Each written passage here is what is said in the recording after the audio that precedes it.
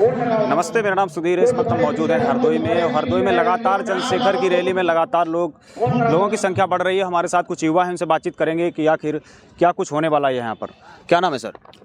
मेरा नाम सनी धानुक है। मैं भीम आर्मी से जिला सचिव हूँ यहीं का। तो जैसा कि आप लोग यहाँ पे देख पा रहे होंगे कि जिस तरीके से हम लोगों ने मेहनत करी है, जिस तरीके से हम लोगों ने तैयारी की है रात भर लग के, आप यहाँ पे सोच भी नहीं सकते हैं उससे अधिक यहाँ पे भीड़ होने वाली है। अभी तो यहाँ पर ग्राउंड खाली पड़ा है, कितनी देर में ये भर जाएगा? ये अभी 1 से 1.5 घंटे में आप देखेंगे यहाँ पे जगह नहीं बचेगी पैर रखने के लिए, क्योंकि जिस तरह से हमारे हरदोई भीम आर्मी के कार्यकर्ताओं ने मेहनत की है उस तरह से आप देखेंगे यहाँ पे पैर रखने की भी जगह नहीं बचेगी। अच्छा, चंद्रशेखर आज़ाद जी यहाँ पर आज पहुँच रहे हैं, किस समय तक पहुँचेंगे वो? उन्होंने 11 बजे का समय दिया है। फिलहाल वो 11:30 बजे तक यहाँ पे आ जाएंगे। लगातार इस सरकार में जो है दलित पिछड़ों के साथ अन्याय होता रहता है, बच्चियों के साथ रेप होता है, इस पर क्या कहेंगे?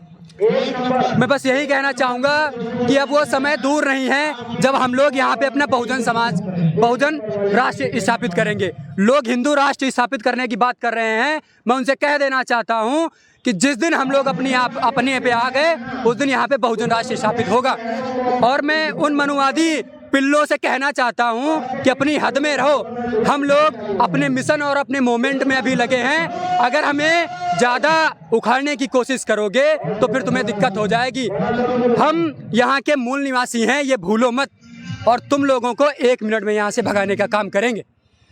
इंस्टाग्राम पे रीलें वायरल होती हैं कि नीले कबूतर, बाबा साहेब के तमाम लोग इस तरीके से नीले कबूतर बोला जाता है, क्या कहेंगे? देखो, ये सबसे पहले तो मैं अनिल मिश्रा ने कहा था, मैं उससे बता देना चाहता हूँ, आप उससे देखते होंगे उसके मुंह में दांत नहीं और पेट में आंत नहीं और बात करता है बाबा साहब को मिटाने की। तो मैं उससे कहना चाहता हूँ, अनिल मिश्रा डिसरा जो भी है अपने हद में रहे, वरना यहाँ से मध्य प्रदेश ग्वालियर दूर नहीं है। भीम आर्मी हरदोई के कार्यकर्ता बहुत ज़्यादा शक्तिशाली और मजबूत हैं। अगर हम लोग अपनी पे आ गए तो फिर अनिल मिश्रा का पता भी नहीं लगेगा वो कहाँ जाएगा। अच्छा जी। अच्छा, देश से लगातार कुछ नेता भी ऐसे बयान देते हैं, कहते हैं कि मुझे इतनी अगर सीटें मिल गई तो मैं संविधान को बदल दूंगा। क्या बदल पाएंगे वो?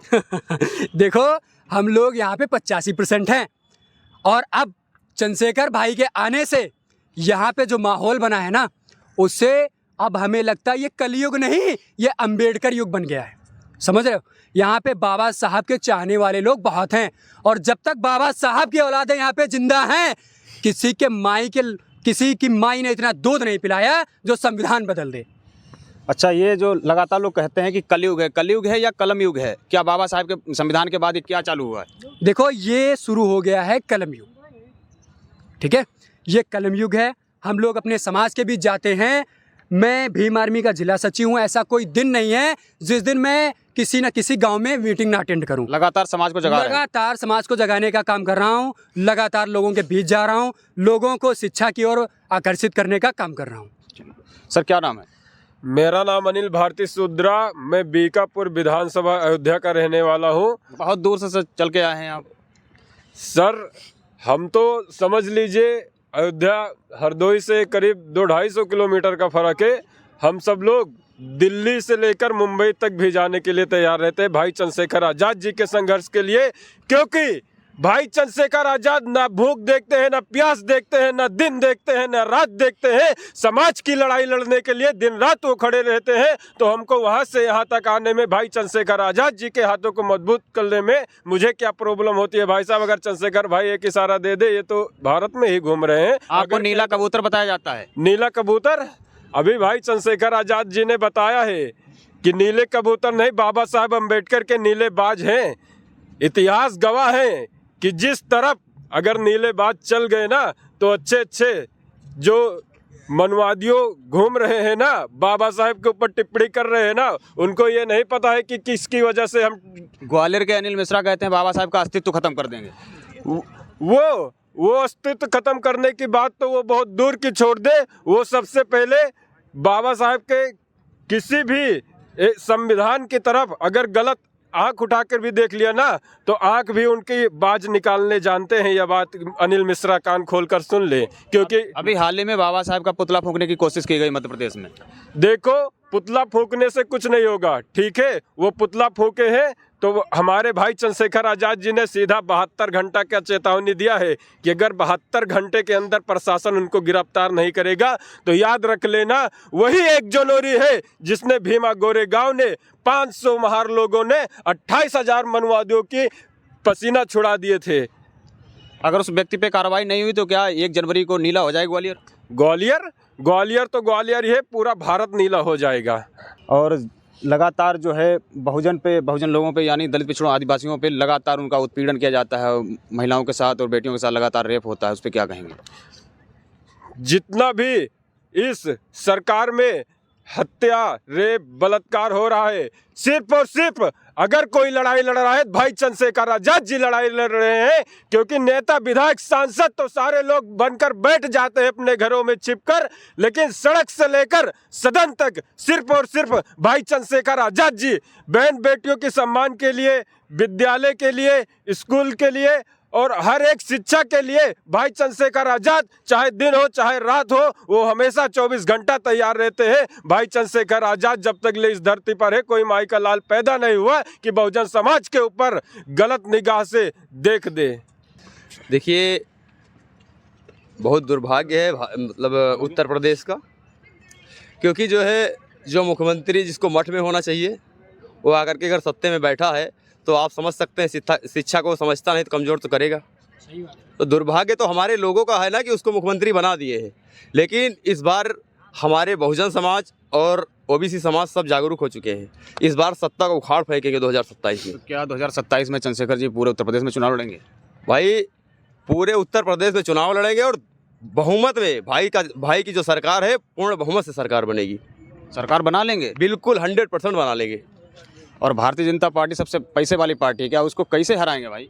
देखिए, पैसा तो बहुत लोगों के पास है, ऐसा नहीं है कि पैसा नहीं है, लेकिन हमारे पास वोट है, क्योंकि पैसे से सरकार नहीं बनती है, सरकार तो वोट से बनती है। तो वोट तो हमारा है और हम अपना धन और अपना वोट दे करके भाई चंद्रशेखर आज़ाद जी को उत्तर प्रदेश का मुख्यमंत्री बनाएंगे। अभी मुख्यमंत्री योगी आदित्यनाथ ने कहा था कि SIR के जरिए 4 करोड़ जो वोट जो है वो कम हुए हैं। ठीक है, क्या कहेंगे, किसका कम हुआ वोट? देखिए, पहली बात तो ये हम आपसे कहना चाहते हैं कि ये मुख्यमंत्री को कैसे पता लगा कि 4 करोड़ वोट कैसे कम हो गया? भाई उनको डाटा कौन दे रहा है? इसके मतलब किसके पास होता है? भाई देखिए, चुनाव आयोग के पास होता है। अगर वे मुख्यमंत्री कैसे कह रहे हैं कि 4 करोड़ वोट कट गया, इसके मतलब उनको पहले से पता है। तो अगर वोट कट रहा है किसी का तो हमारे लोगों का वोट काटा जा रहा है। वो तो कह रहे हैं हमारा वोट कट गया है। भाई साहब, अगर वो मुख्यमंत्री है तो ये बाद में ये भी कहेंगे कि वोट हमारा ही है, तो उत्तर प्रदेश के हैं तो वोट तो हमारा भी है। हमारे वोट को वो भी मान रहे हैं। वो 15% है, उनके 4 करोड़ वोट कहाँ से आ जाएंगे भाई साहब? अच्छा, तो और अखिलेश यादव भी लगातार विरोध कर रहे हैं कि SIR का, तमाम बहुजन समाज की पार्टी की प्रमुख मायावती जी ने भी कहा था कि SIR के जरिए।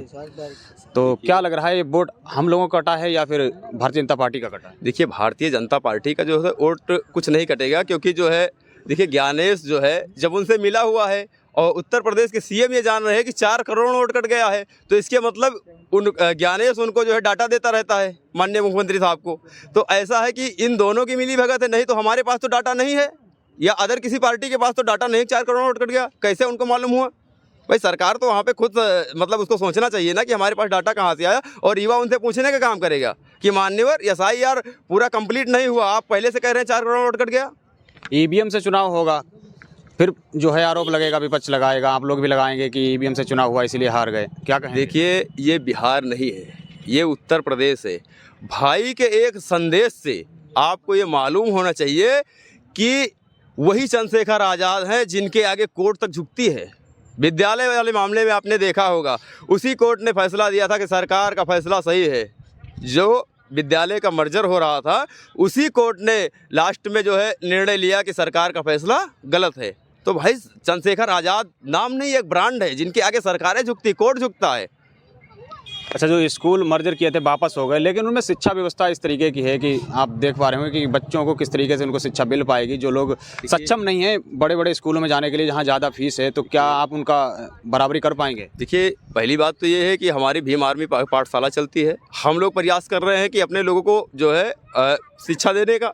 देखिए, इस पे तो हम निरंतर काम कर रहे हैं। दूसरी बात ये है कि जो शिक्षा को कमज़ोर क्यों किया जा रहा है, क्योंकि देखिए अभी तक हमारे लोग कुर्सी की लड़ाई नहीं लड़ते थे, तब तो इनको तकलीफ नहीं होती थी। लेकिन आज शिक्षा का कमज़ोर करने का इनका उद्देश्य ये है कि हमारे लोग कुर्सी लड़ाई लड़ने लगे हैं, तो इनको कुर्सी देने में तकलीफ आ रही। तो हमारे लोग इसलिए ये विद्या जो शिक्षा का कमज़ोर किया जा रहा है कि ताकि हमारे लोग पढ़ लिख ना पाएँ और ये जहाँ के तहाँ जैसे थे वैसे रह जाएं। अच्छा, आखिरी सवाल है, क्या आप सत्ता में आते हैं, माने चंद्रशेखर जी सत्ता में आते हैं, तो क्या विद्यालयों के लिए क्या किया जाएगा? देखिए, पहली बात तो हमारे भाई साहब का जो है, आपने स्टेटमेंट पहले भी देखा होगा कि सर्व शिक्षा मतलब सरकारी विद्यालय को इस तरह किया जाएगा, डीएम एसपी कमिश्नर और नेता का बच्चा अगर सरकारी विद्यालय में पढ़ेगा तो वो विद्यालय की शिक्षा आप सोच सकते हैं किस तरह होगी, क्योंकि सर्व समान शिक्षा होनी चाहिए।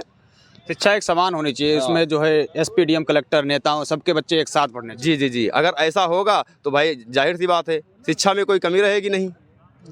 तो ये युवा हैं, युवा लगातार जो है संवैधानिक और अच्छी तरीके से सोच रखते हैं कि शिक्षा व्यवस्था एक साथ एक समान होनी चाहिए, जिसमें एसपी डीएम कलेक्टर और नेताओं के बच्चे एक साथ पढ़ेंगे, तभी इस देश का विकास होगा। हमारे चैनल को आप पहली बार देख रहे हैं तो इसको सब्सक्राइब जरूर करें, बेल आइकन भी दबाएं, वीडियो को ज़्यादा शेयर करें, लाइक करें, कमेंट जरूर करें।